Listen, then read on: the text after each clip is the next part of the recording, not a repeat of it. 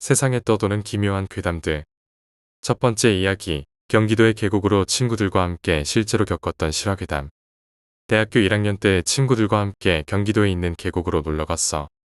다들 학생이고 용돈 다 썼으니까 성수기 펜션 값이 부담스럽고 2박 3일 주말로 잡으니 너무 비싸서 진짜 온 웹을 뒤지며 민박집 하나를 찾았어. 그것도 정식 홈페이지도 아니고 민박집들 이름 목록과 가격만 딱 써있는 그런 곳에서 찾은 건데 전화해보니 예약이 비었다고 하더라고. 지금 생각하면 정말 후회되는 선택이었지. 경기도라고 해도 완전 외곽이라 그런지 성수기인데도 불구하고 막상 가보니까 사람들도 별로 없고 여행지의 느낌이라기보다는 완전 시골의 느낌이 들더라. 민박집은 진짜 산속에 있었는데 픽업도 해주시고 계곡은 걸어서 가까웠기 때문에 차라리 조용해서 좋다고 다들 신나했어. 그 민박집은 기역자 형태로 생긴 낡은 한옥 같은 곳이었고 생각보다 꽤 넓었어. 주인 아줌마, 아저씨는 차로 20분 정도 거리에 사시고 11시까지는 우리가 있는 곳 별채에 계신다고 하더라고.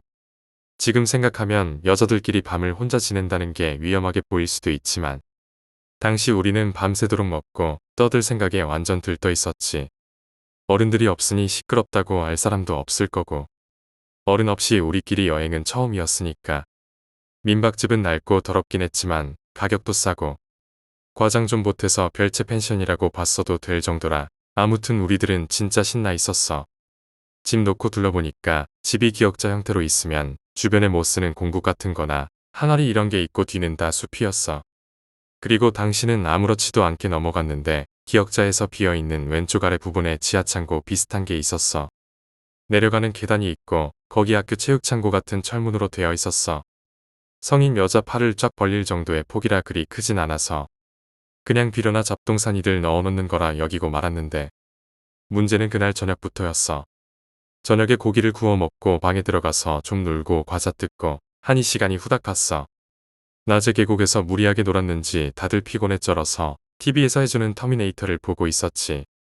근데 어디서 갑자기 고양이가 완전 시끄럽게 우는 거야. 처음에는 그냥 여웅여웅 이러고 말았는데 나중엔 점점 소리가 커지더니 고양이 특유의 찢어지는 소리 있지. 키아웅하고 소프라노 톤으로 완전 발악하는 소리. 그때가 밤 1시 직전이라 진짜 완전 조용하고 벌레 소리 정도만 들려서 그런지 고양이 소리가 진짜 완전 크더라. 그래서 우린 그냥 어디서 개하고 싸우나 보다 싶었는데 소리가 너무 크니까 다들 막 웃었지. 나랑 2명이 과자라도 던져주려고 문 열고 나왔거든. 근데 나가서 마당에 고기 구워 먹던 마루 거기쯤 가니까 갑자기 고양이 소리가 딱 멈추는 거야. 우리 보고 놀랐나 싶어서 찾아봤는데도 없고 너무 어두워서 그냥 다들 다시 들어왔지. 근데 또 들어오자마자 고양이가 또 키아웅이라고 또 우는 거야. 고양이 우는 소리가 어찌나 큰지 그렇게 큰 건 또 처음 들었었어. 그래서 친구 중 한 명이 창문 열고 시끄러워 이랬는데 그걸 들었는지 딱 조용해지더라. 아 이제 좀 살겠다 싶어서 다시 TV 보다가 한두 명 잠들기 시작했어. 밤새고 놀기는커녕 진짜 너무 졸리고 피곤해서 눈이 막 감기더라. 막 잠들려고 선잠 들었는데 갑자기 고양이가 또 울기 시작하는 거야. 진짜 쌍욕하고 싶은데 참고 억지로 잤어. 해 뜨기 직전까지 고양이 소리 너무 거슬려서 깼다 잠들었다를 반복하니 아침에 너무 피곤했어. 아침에 다들 고양이 때문에 진짜 짜증났다고 그러면서 아침 겸 점심으로 라면 때우고 주인 아줌마가 별채에 와 있길래 아줌마한테 말을 해봤어. 고양이가 너무 운다고 여기서 기르는 거냐고 그랬더니 아줌마가 요즘 안 그러더니 사람들이 와서 신났나 보다 이러길래 여기서 기르는 고양이에요? 이러고 다시 물어봤어. 그랬더니 대답을 안 하고 밤에 벌레 안 물렸어? 풀벌레가 독해. 뭐 이런 소리를 갑자기 해서 그냥 그런가 보다 싶어서 말았어. 이튿날에도 계곡에 갔는데 숲에 들어가서 사진도 찍고 하다 보니 또 금방 어두워져서 민박집으로 돌아왔어. 근데 다들 샤워하고 늦은 저녁으로 김치찌개를 막 끓이고 있는데 또 고양이가 막 우는 거야. 이때다 싶어서 아줌마한테 말하려고 별채에 가려고 보니까 아직 10시 좀 넘었는데 불이 꺼져 있는 거야. 그래서 나온 김에 고양이 찾으려고 핸드폰 후레쉬 비치면서 친구 2명하고 기역자 집 주변을 돌았어. 근데 그 지하창고 같은 곳에서 소리가 들리는 것 같은 거야. 얼마나 안에서 울어대면 소리가 철문 사이로 그렇게 크게 들릴까 생각하니 안에 갇혀있나 싶은 생각이 들어서 불쌍하기도 하고 무섭기도 했어. 앞에 친구 세우고 뒤에 한 명 세우고 가운데 껴서 계단을 내려갔다. 아니나 다를까 철문 하나 두고 소리가 엄청 들려오더라. 앞에 있던 친구가 손으로 텅텅 두드렸더니 갑자기 소리가 멈췄어. 셋 다 막 깔깔거리면서 나는 새우깡 주려고 봉지 흔들고 있었고 앞에 애가 문을 열려고 손을 뻗음과 동시에 갑자기 문이 열렸어. 열렸다기보다 틈이 벌어졌다고 해야 하나. 열리면서 도어 체인 있지. 그걸 안쪽에서 해놓은 것처럼 문이 끼 열리면서 철커덕하고 체인에 걸렸어. 그리고 문이 손 넓이 정도로 열렸는데 그 순간 우리 셋 다 완전 얼어서 업하고 숨 넘어가는 소리로 멈췄어. 폰 후레쉬 빛이 닿은 그 손바닥만 한 틈 사이로 웬 여자가 보이는 거야. 그게 사람이라고 생각을 못했는데 자세히 보니 눈이 빛에 반사돼서 반짝하니까 그제서야 사람 형태가 보였어. 얼굴을 그 틈 사이에 두고 우릴 쳐다보는 거야. 심장이 멎는 기분이란 걸 그때 느낀 것 같아. 심장이 쿵 하고 떨어지는 느낌. 와 평생 동안 그렇게 소름 끼치고 무서웠던 적 처음이었어. 내가 공포 영화를 잘 보는 편이었는데 기담에 나오는 엄마 귀신보다 딱 200배는 더 섬뜩했을 거야. 나중에 안 건데 그때 내가 오줌을 좀 지렸더라. 셋 다 그 계단에 한 계단씩 서서 다시 올라갈 생각은커녕 셋 다 진짜 딱 얼어붙어서 거기 서 있었거든. 그래서 내가 진짜 대체 이게 무슨 상황인가 싶고 정말 너무 무서워서 이빨이 자동으로 딱딱 부딪혔어. 한겨울처럼 말이야. 어떻게든 얘네 데리고 방으로 들어가야 될 것 같아서 내가 진짜 가위 눌린 거 깨는 것처럼 혼신의 힘을 다해서 말했어. 고양이가 울어서 과자가 이런 식으로 더듬더듬 말을 했어. 말이 제대로 나오지도 않고 뒤에 내 친구는 내 어깨를 부서질 듯 잡고 있고 나도 앞에 내 친구 어깨를 나도 모르게 그렇게 잡고 있었어. 그랬더니 그 여자가 갑자기 입을 벌리는 것처럼 보이는 거야. 나는 뭐 말하는 줄 알고 네 하고 자세히 봤더니 입을 희하는 것처럼 쫙 찢었더라고. 입 사이로 잇몸 다 보였어. 그래서 뭐지? 하는 순간 고양이 소리를 내는 거야. 순간적으로 이 여자는 미친 여자 아니면 사람이 아닐 거다. 그리고 갑자기 옛날에 전설의 고향에서 봤던 고양이 귀신들이 내 얘기가 떠올리고 싶지도 않았는데 막 떠오르면서 발끝에서부터 소름이 돋는 거야. 그 여자가 입으로 고양이 소리를 냄과 동시에 우리 셋 다 진짜 초강 속으로 방까지 뛰어들어왔고 뛰어들어오는 중에 계단 오르다 자빠지고 발목 접지르고 난리도 아니었지. 당신은 전혀 몰랐었거든. 근데 나중에 보니 멍투성이더라. 우리 셋 다 들어가자마자 문 잠그고 방에서 TV 보고 있던 다른 2명 껴안고 진짜 계속 소리를 질렀어. 다른 친구 한 명은 창문 다 잠그고 커튼 풀어서 치고 이불 속으로 들어갔어. 애들이 시겁해서 무슨 일인데? 왜 그러는데? 한 명이 진짜 흐느끼면서 말을 했어. 고양이 소리는 어떤 미친년이 입으로 낸 거야. 저거 고양이가 우는 거 아니고 미친년이지 입으로 내는 소리라고. 그리고 그 여자 지금 밖에 지하실에 있다. 우리가 들어오니까 고양이 소리가 또 안 들리더라. 근데 나중에 방에 있던 애들 하는 말 들으니까 우리 셋 다 얼굴이 완전 백지장처럼 하얘서 뻥이라고 생각을 못할 정도였었대. 표정이 진짜 겁에 질린 얼굴이라. 아무튼 민박집 아줌마한테 전화를 해봤는데 전화를 안 받더라. 그 와중에 경찰에 신고하자는 의견도 있었는데 결론적으로는 신고를 안 했어. 경찰 부르니 무섭기도 하고 지하실에서 입으로 고양이 소리 내는 여자 때문에 신고하는 것도 좀 그렇고 일단 밖에서 문이 잠긴 거면 여자가 감금돼 있다고 신고할 수도 있지만 안에서 잠겨 있었으니까 신고할 수도 없었지. 엄마한테 전화하자니 오히려 걱정만 시킬 것 같은 거야. 우리가 차가 있는 것도 아니고 아침까진 어쨌든 꼼짝없이 있어야 하는 상황이잖아. 그 미친 여자가 문 열고 밖에 나와 있을 거라 생각하니 진짜 너무 소름 돋고 계속 그 여자 번뜩이는 눈만 생각이 났어. 한 30분 진짜 정신 놓고 떨고 있으니 점점 그나마 진정이 되면서 차근차근 방에 있던 애들한테 설명해줬어. 애들이 완전 헐하는 표정으로 듣더니 다들 이불로 들어갔어. 생각하니 민박집 아줌마도 이상한 거야. 무슨 주기적으로 오는 고양이가 있는 것처럼 그 고양이 이렇게 아침에 말했던 것도 이상하고 물어보니까 갑자기 다른 말 한 것도 그제서야 이상하게 느껴졌어. 오후 1시에 퇴실인데 다들 뜬 눈으로 밤새다가 아침 8시쯤에 콜택시 불러서 A 민박이라고 하니까 기사 아저씨가 내비에도 그런 곳이 없다는 거야. 여기서도 또 시겁했지. 계곡 쪽으로 오다가 어디로 꺾으면 집 하나 있다고 설명해서 신경질적으로 짜증내며 콜택시 아저씨가 도착했어. 키 식탁 위에 놓고 짐 싸서 나오는데 그 여자 뛰쳐나올까봐 집안에서 택시 온 거 확인하고 뛰어나갔어. 거기서 1분 1초 있는 게 무서워서 차마 그 지하창고 같은 곳을 다시 확인할 용기가 없더라. 근데 짐 다 올리고 택시를 타는데 5명은 인원 초과라서 안 된다는 거야. 성인은 최대 3명이라고. 차마 2명이 남아서 다른 콜택시를 기다릴 수는 없는 일이었어. 그래서 아저씨한테 진짜 너무 급한 일이라고 나머지 2명은 한 명당 10,000원씩 더해서 20,000원 추가로 내겠다고 부득부득 우겨서 완전 낑겨서 겨우 탔어. 그래서 겨우 출발해서 그 집을 뒤로 하고 떠나는데 그제서야 안도감이 들고 그러더라. 근데 그때 내 눈에 들어왔던 게 뭔지 알아? 고기 구워 먹던 마루 위에 새우깡 껍질이 있더라. 영화 보면 복선이 풀리는 회상 장면 같은 거 있잖아. 과거 일들이 팍팍팍 지나가는 장면 같은 거 말이야. 그 밤에 내가 들고 있던 새우깡 봉지를 그 창고 앞에 내팽개치고 달려나온 후 아무도 밖에 나가지 않았고 달릴 때부터 택시에 타는 이 순간까지 아무도 그 봉지는커녕 마루 근처에도 가지 않았잖아. 마루에는 분명히 아무것도 없었고 그럼 밤새 누가 새우깡을 먹고 껍질을 거기 버렸을까? 거기까지 생각하니까 말문이 탁 막혀서 슬픈 영화 봤을 때 가슴이 먹먹한 것처럼 되더라. 이 과자 껍질 얘기는 아직도 그때 갔던 애들한테 말하지 않고 있어. 다들 눈치채고 있진 않았을까 생각이 되기도 해. 대체 민박집 주인은 또 뭐고? 우리가 나올 때 창고 문은 열려 있었는지도 궁금하고 그 밖에도 궁금한 게 많지만 모르는 게 약이라고 할 때가 이때인 것 같았어. 나 말고 다른 친구들도 그랬을 거야. 거의 4년 됐는데도 그 얘기는 거의 금기라고 하나? 그 뒤로 당시 멤버들끼리 만나면 무슨 살인사건을 경험한 사람들처럼 웃긴 분위기가 되어버렸어.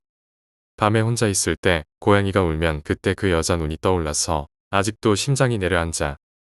2번째 이야기, 흉가의 귀신. 거의 20년에 가까운 시간이 지나 기억은 흐릿하지만 중요한 부분은 기억하고 있으니 아마 이야기에 어색함은 없지 않을까 싶습니다. 어릴 적 시골에 가게 되면 사촌들과 어울려 이곳저곳 뛰어다니며 놀았습니다.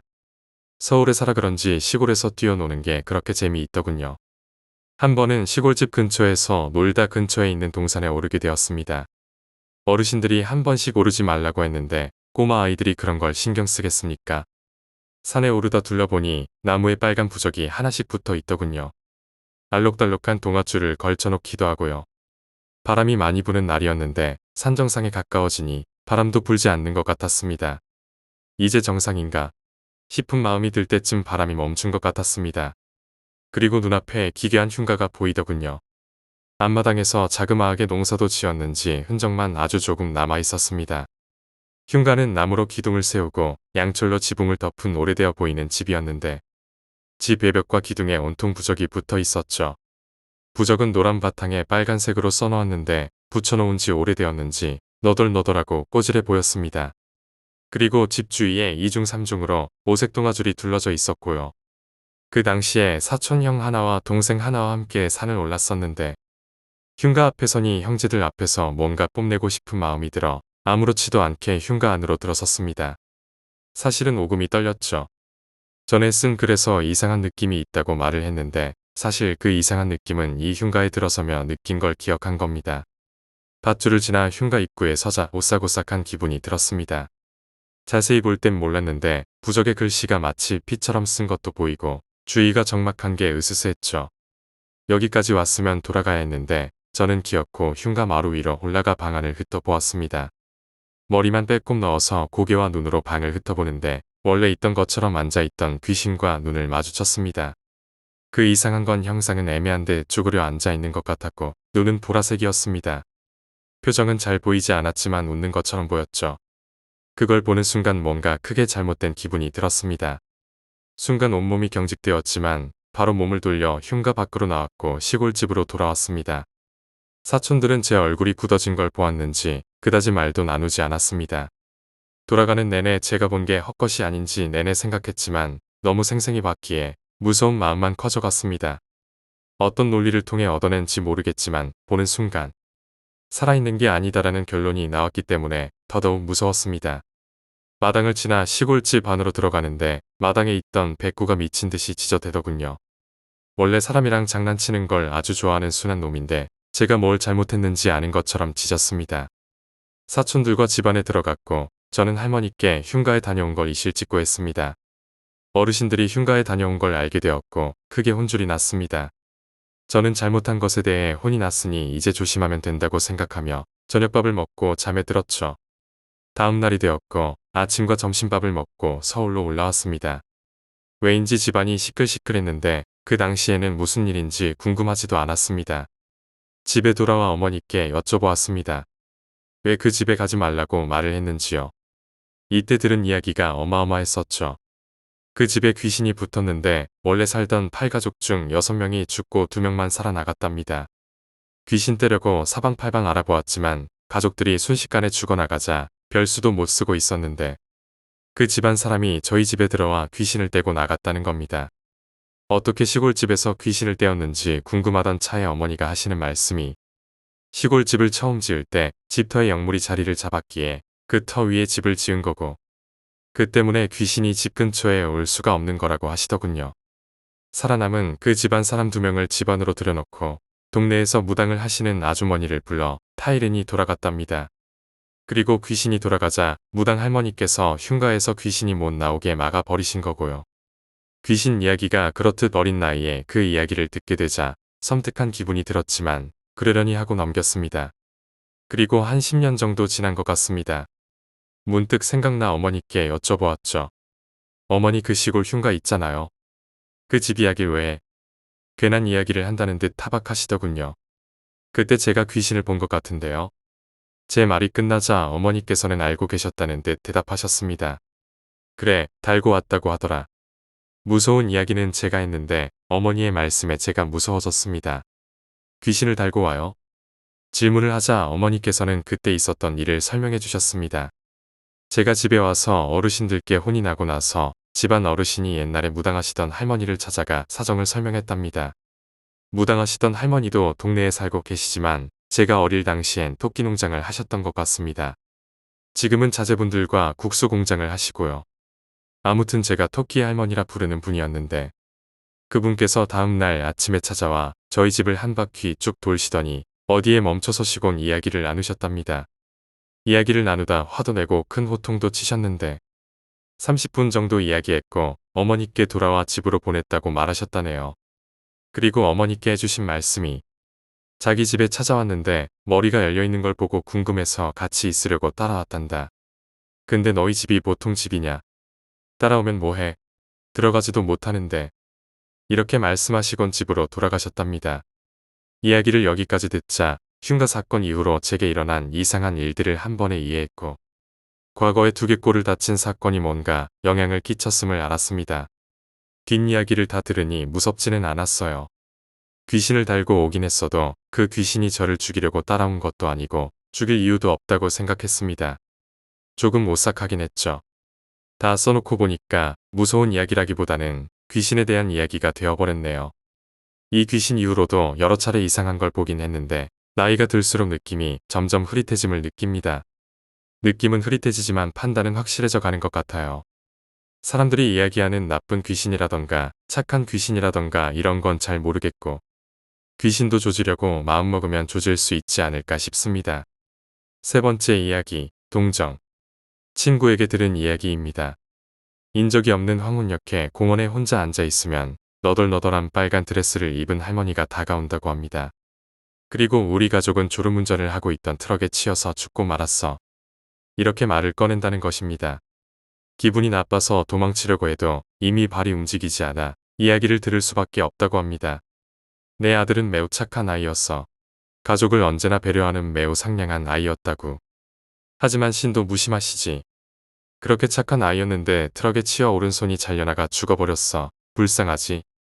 만약 불쌍하지 않다고 생각해도 그 기분 나쁜 분위기에 불쌍하네요라고 대답하게 된다고 합니다. 이 할머니의 이야기를 들어주고 동정까지 해준다니. 고마워라. 그럼 조금 더 들어줘. 우리 며느리는 정말 좋은 아이였어. 날 보살피는 것도 실은 내색 하나 없이 열심히 했지. 그렇지만 트럭에 치여서 양발이 잘려나간 채 죽어버렸어. 불쌍하지? 2명 있었던 손자도 한 명은 머리를, 다른 한 명은 내장이 튀어나와서 죽어버렸어. 불쌍하지? 이렇게 묻는다고 합니다. 그리고 그 이야기를 듣는 사람은 불쌍하네요 라는 대답밖에는 할 수 없다고 합니다. 그렇구나.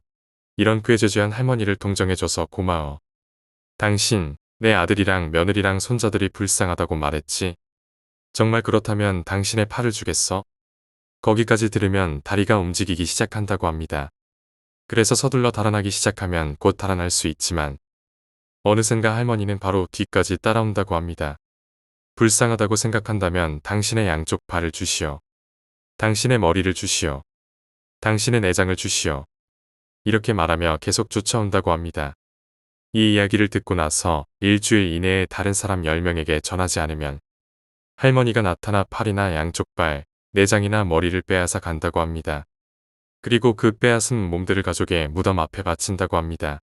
친구에게 재미로 들은 이야기지만 혹시 진짜일지도 모른다는 생각에 무서웠던 이야기입니다. 네 번째 이야기, 합창괴담.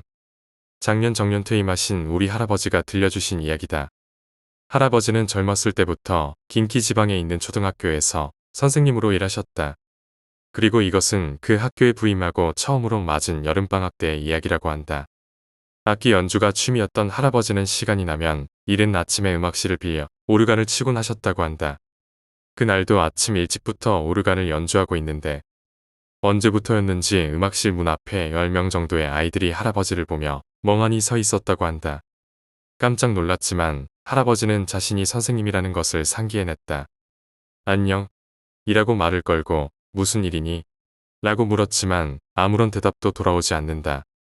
자세히 보면 모두 처음 보는 아이들이었다. 어쩐지 옷차림도 요즘 아이들과는 다르게 영 좋지 않았다고 한다. 몇 학년이니? 왜 이렇게 일찍 왔어? 몇 가지 질문을 더 던졌지만 아무도 대답하지 않는다. 단지 모두 가만히 오르간을 바라볼 뿐이었다. 할아버지는 아이들이 딱히 나쁜 짓을 하는 것도 아니고 그저 오르간을 좋아하는 것이라 생각하셨다고 한다. 그리고 민요를 연주하기 시작했다. 그러자 아이들의 얼굴이 한순간에 밝아지면서 오르간의 반주에 맞춰 노래를 부르기 시작했다. 아이들의 노래는 유치한 것 같으면서도 꽤 잘 불러서 원기왕성한 아이들다운 노래였다고 한다. 할아버지는 반주를 하면서 그 노랫소리에 도취되어 듣고 있었다.